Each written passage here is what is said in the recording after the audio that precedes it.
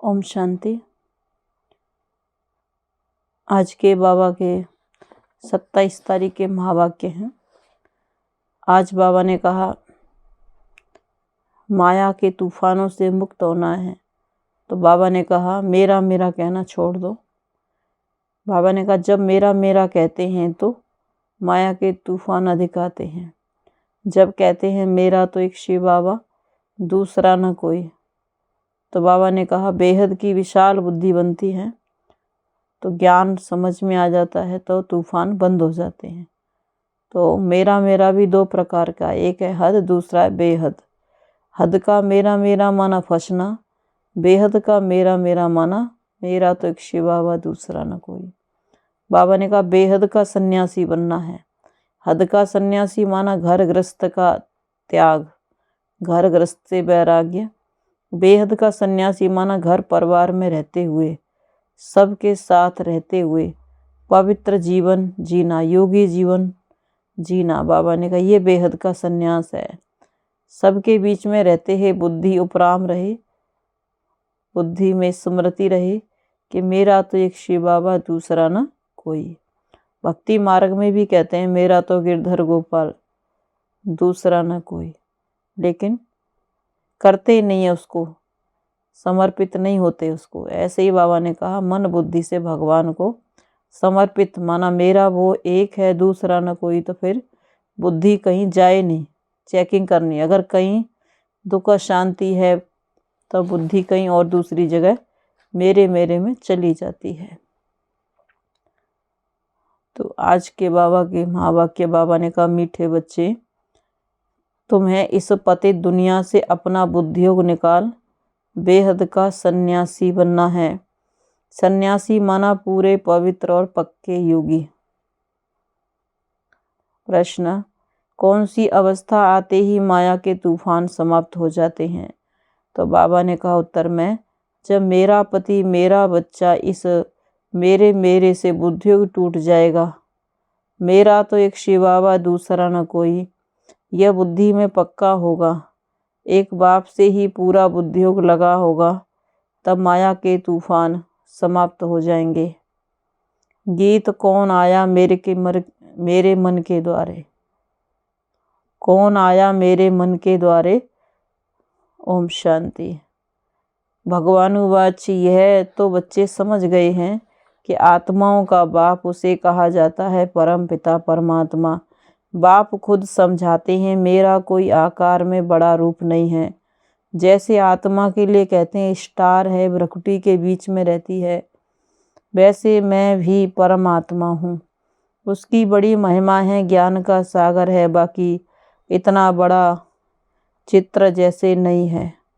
इतना बड़ा होता तो इस शरीर में घुस नहीं सकता। यह तो शिवलिंग की पूजा करते हैं तो बड़ा बनाते हैं। अंगुष्ठे मिसल कहते हैं आत्मा माना आत्मा, सिर्फ उनको परमात्मा कहते हैं जो परम धाम में रहते हैं।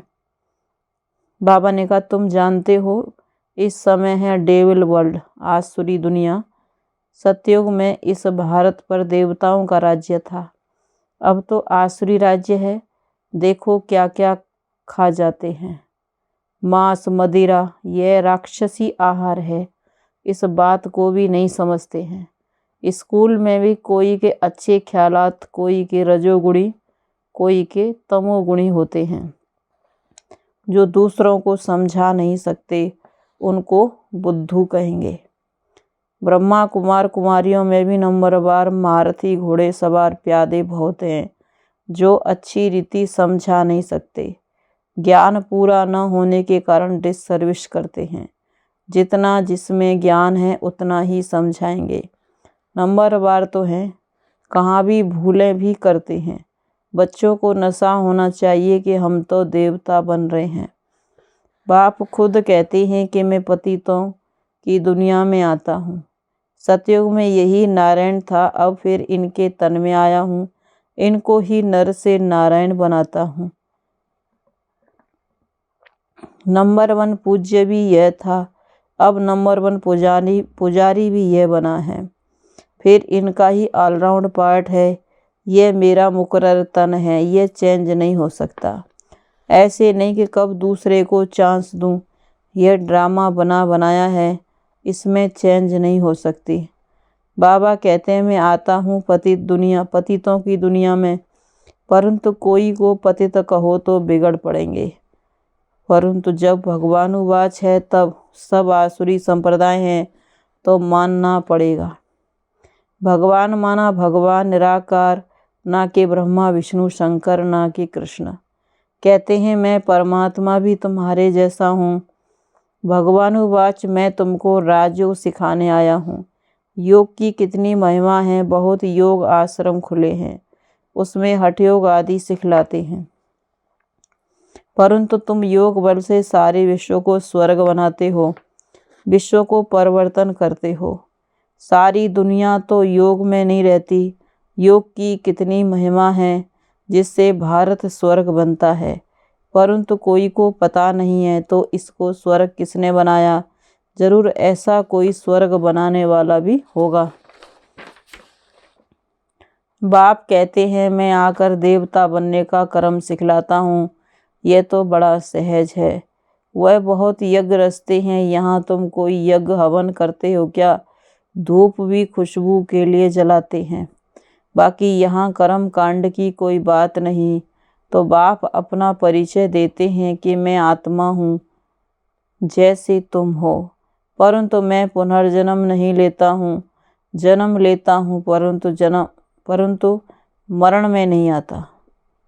जन्म लेता हूँ परंतु मरण में, माना बाबा ने कहा तुम्हारी तरह शरीर से जन्म नहीं लेता, तन में प्रवेश करता हूँ। अब अलौकिक जन्म जिसको कहते हैं। मेरी जयंती मनाते हैं, मैं इस तन में पढ़ाने के लिए आता हूँ, आता जाता रहता हूँ। जो इसको बाबा ने कहा तो इसको मृत्यु नहीं कहेंगे। मैं आता हूँ देवता बनाने। अब जो आकर पढ़ेंगे भी वही जिन्होंने कला पहले पढ़ा होगा। बहुत काल से बिछड़े हुए वही सिकीलदे बच्चे हैं, दूसरे थोड़ी 84 जन्मों में आते हैं। हम ही सारा 84 का चक्र लगाते हैं। मनुष्य तो बहुत जन्म लेने से तंग होते हैं।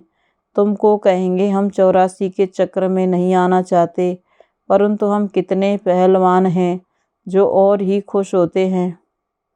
हम 84 के चक्र को याद करते हैं, याद करते करते चक्रवर्ती राजा बन जाते हैं। उन्हों के झंडे में भी चक्र है, फिर उन्होंने चरखा बना दिया है। उनके सामने तुम्हारा कोट ऑफ आर्म्स ठीक है, ऊपर में शिव बाबा, नीचे त्रिमूर्ति। चक्र बिल्कुल ठीक, बाबा ने कहा चक्र बिल्कुल ठीक लगा है।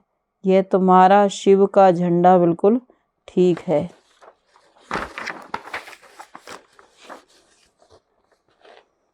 तुमको समझाया है 2 प्रकार का सन्यास है। एक है निर्वृत्ति मार्ग का, जो जंगल में जाते हैं, वह है हाफ सन्यास। तुम्हारा है फुल सन्यास। किसका? सारी पुरानी, बाबा ने कहा किसका सन्यास? सारी आसुरी दुनिया का सन्यास करते हो। मेरा पति, मेरा बच्चा, मेरा गुरु, उन सब मेरे से बुद्धि योग तोड़ते हो। मेरा तो एक शिव बाबा, दूसरा न कोई। जब तक यह अवस्था नहीं आएगी तब तक तूफान आते रहेंगे, झोंके खाते रहेंगे।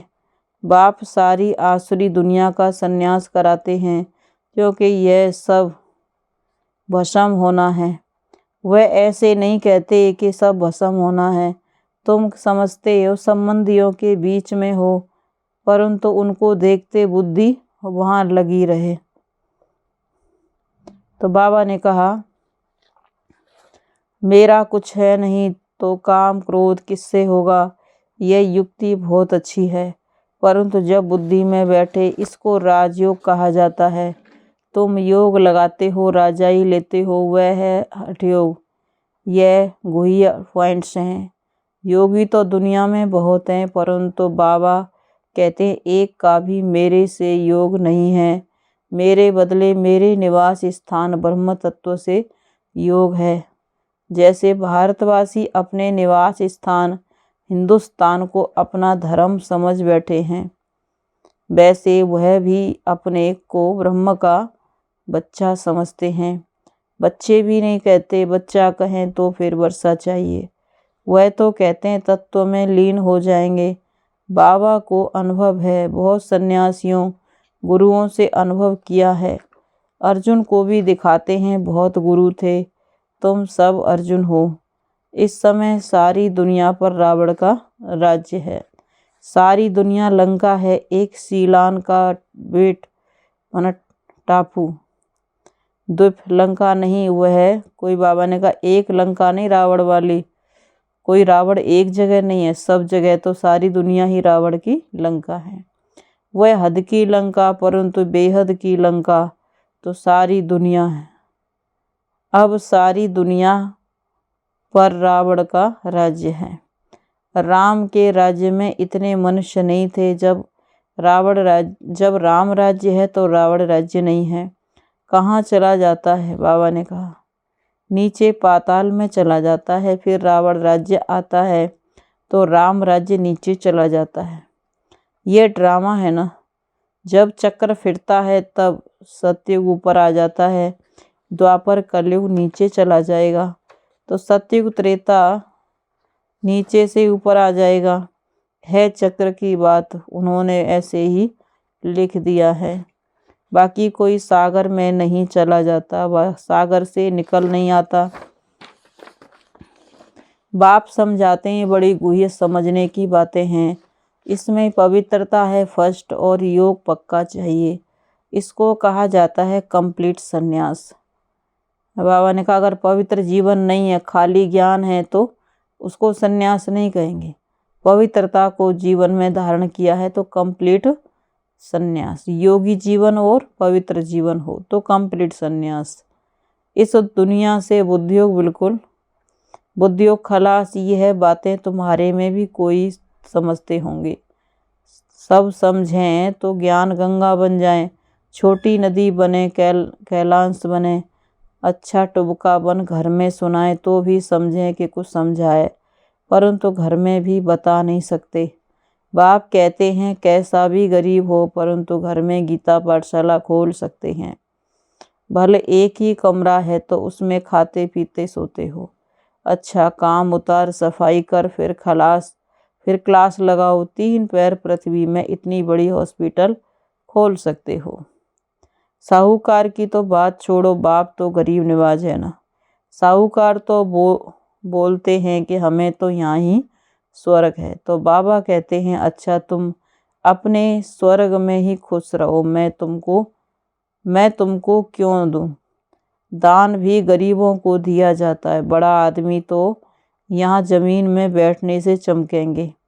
तो बाबा कहते हैं कि भल अपने महलों में रहो, मेरे पास तो गरीब आए जो अच्छी तरह पढ़ें। अगर दूसरे को नहीं सुना सकते तो छोटा तालाब भी नहीं ठहरे। तुमको बड़ी नदी बनना है, मम्मा बाबा को फॉलो करना है, परंतु घर में भी नहीं सुना सकते तो चुल्लू पानी माना हथेली में पानी की तरह भी नहीं ठहरे। बाबा को तो मज़ा आएगा ज्ञान गंगाओं के सामने।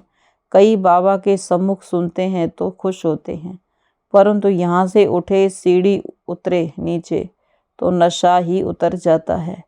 फिर घर पहुँचे तो फिर वही झगमोई पर चिंतन चालू। बाबा तो चलन से समझ जाते हैं, आते हैं फिर मिलने, कहते हैं मेरा पति मेरा बच्चा। अरे तुमको पति बच्चा कहाँ से आया? अरे तुमको पति कहाँ से आया? आती हो स्वर्ग में चलने, फिर भी कहते हैं फिर भी मेरे में फंसी हो। अच्छा इतना डोज काफ़ी है, देना इतना चाहिए जितना हजम कर सके। बाबा ने कहा इतना ही सुनाना चाहिए जितना उनको समझ में आए, हजम कर सके। बाबा ने नटशेल में बताया है योग से तुम स्वर्ग की स्थापना कर रहे हो। बाकी बादशाही के लिए चाहिए नॉलेज।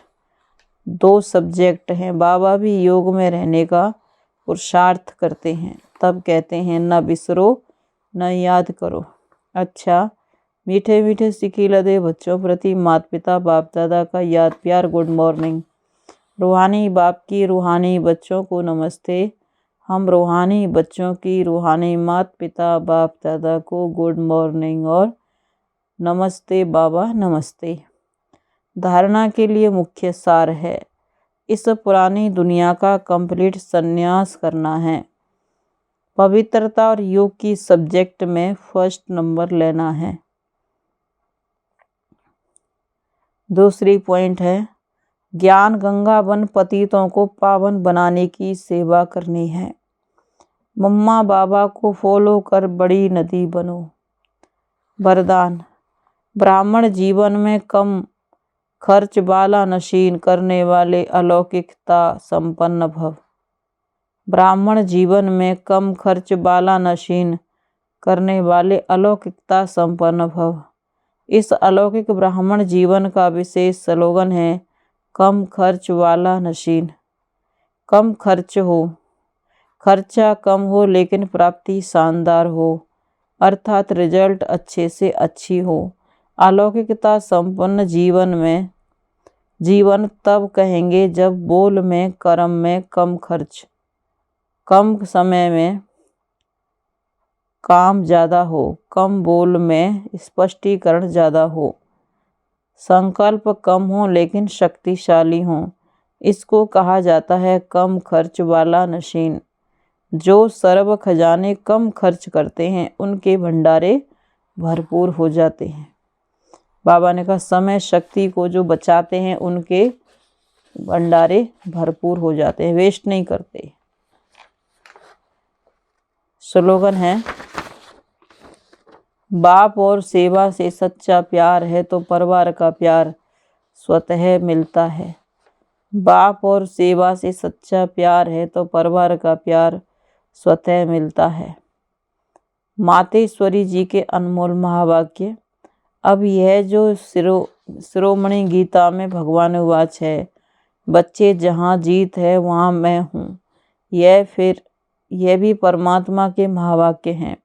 पहाड़ों में जो हिमालय पहाड़ है उसमें भी मैं हूँ, सांपों में काली नाग में मैं हूँ।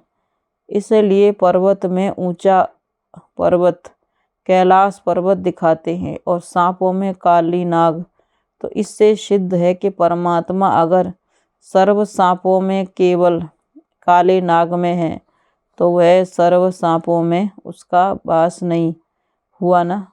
अगर परमात्मा ऊंचे से ऊंचे पहाड़ में है, गोया नीचे पहाड़ों में नहीं है।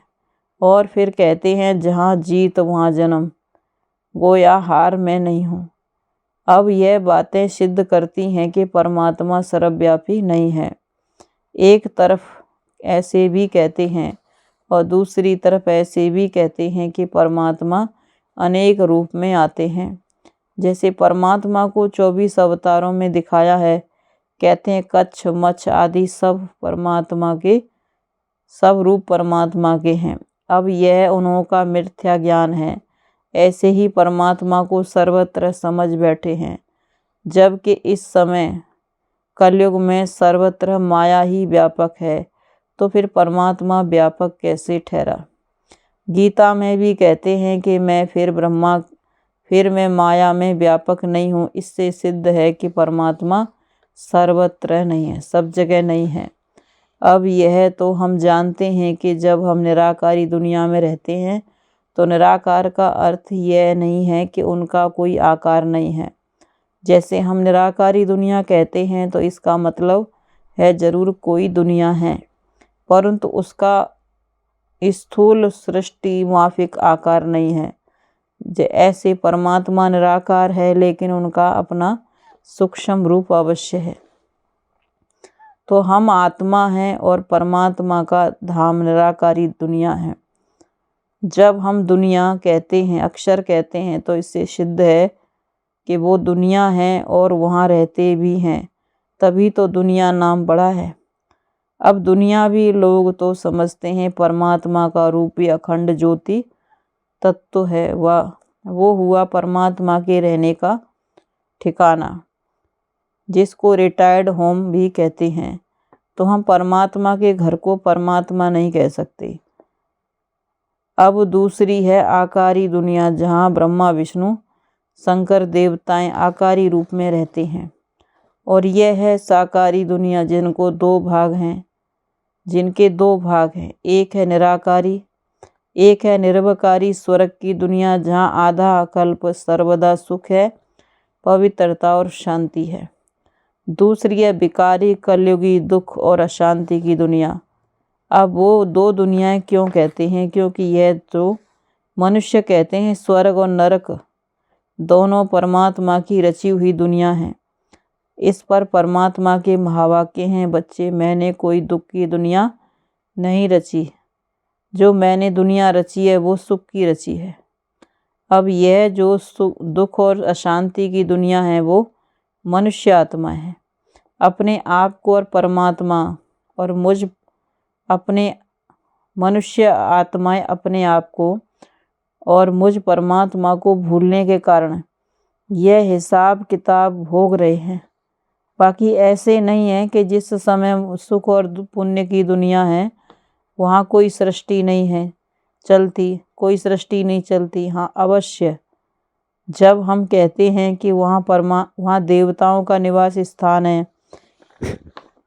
तो वहाँ सब प्रवृत्ति चलती है, परंतु इतना जरूर था कि वहाँ विकारी पैदाइश नहीं थी, जिस कारण इतना कर्म बंधन नहीं था। उस दुनिया को कर्म बंधन रहित स्वर्ग की दुनिया कहते हैं। तो एक है निराकारी दुनिया, दूसरी है आकारी दुनिया, तीसरी है साकारी दुनिया। अच्छा, ओम शांति।